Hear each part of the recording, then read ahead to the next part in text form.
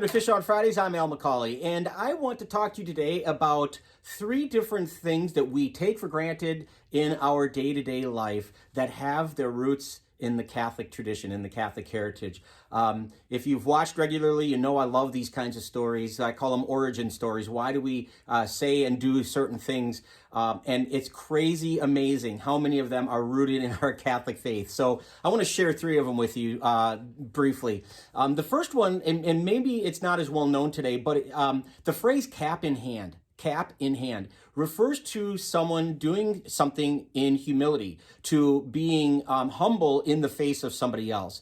And it goes back to the early origins of the church. And I'm talking probably around anywhere from 400 to 600 AD.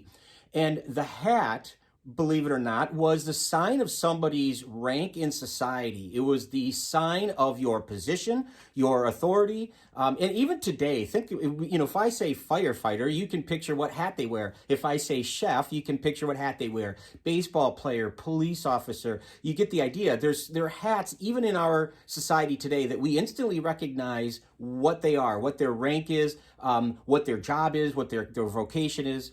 That was very much true in the early church. It was understood that if you wore a specific hat, it not only identified what your job was, it identified you and your level of importance. So to say cap in hand would mean to take your hat off as a sign of humility, that I am foregoing my rank in this instance, in this moment. And it was, by the time we get to the Middle Ages, in the age of chivalry, we get this notion of men who would take off their hat in the presence of a lady, or they would tip their hat when somebody did something that was good or positive that deserved recognition. This all comes from the origin of humility that really started with the church. When a bishop would have his mitre, which was, again, the recognized symbol of his authority and his rank. The mitre is the hat that the bishop wears that's kind of an upside-down teardrop-looking thing.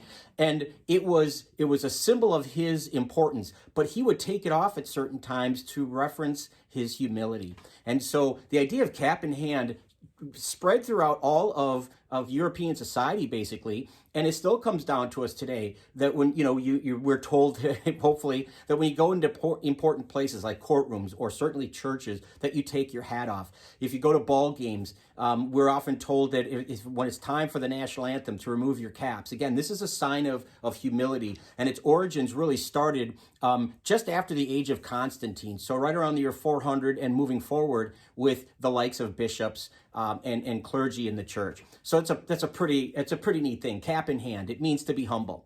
The second thing I want to talk to you about, actually the second and third are kind of related a little bit. One of them you may know of, the origin of the phrase God bless you when someone sneezes.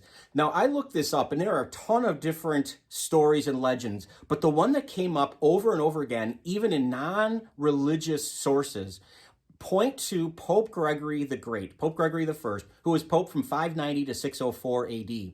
And during his reign, right around the year 600, there was a sweeping of a plague across Italy and parts of Europe. And so it became very, I don't want to say fashionable, but certainly something that people would start to do when someone would sneeze.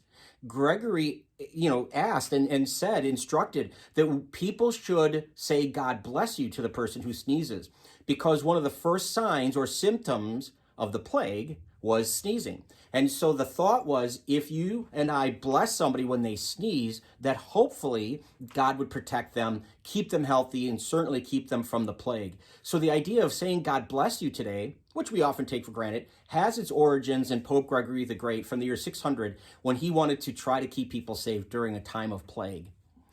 The one that's kind of related is goodbye.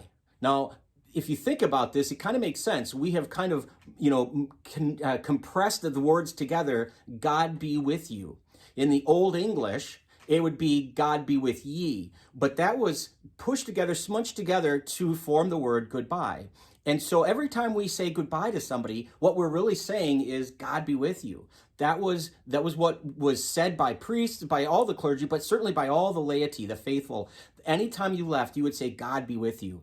And this still comes down to us in other Romance languages. English has its roots in the Roman Empire. It's a Roman-esque kind of language, or Romance language, as is Portuguese and French, Italian. When the Roman Empire divided in the late 5th century, the languages kind of started to evolve, but out of the Latin language. Anyway, when we say goodbye in English, we mean God be with you. Think about how we say goodbye in Spanish, another Romance language. Adios. Dios meaning God. Go with God. In French, we say adieu. Dieu meaning God in French. So we say go with God. So across the different cultures, the different languages, when we say goodbye, no matter almost regardless of what language it's in, we're saying God be with you. And that again has its origins in our Catholic faith. Just more reasons to be really impressed, I guess, and proud of our Catholic heritage. And something to remember. Next time you tell somebody to sneeze, or when somebody sneezes, you say God bless you, or you say goodbye to someone, to be a little bit more mindful maybe of that. Maybe in humility, to remember when you take your hat off.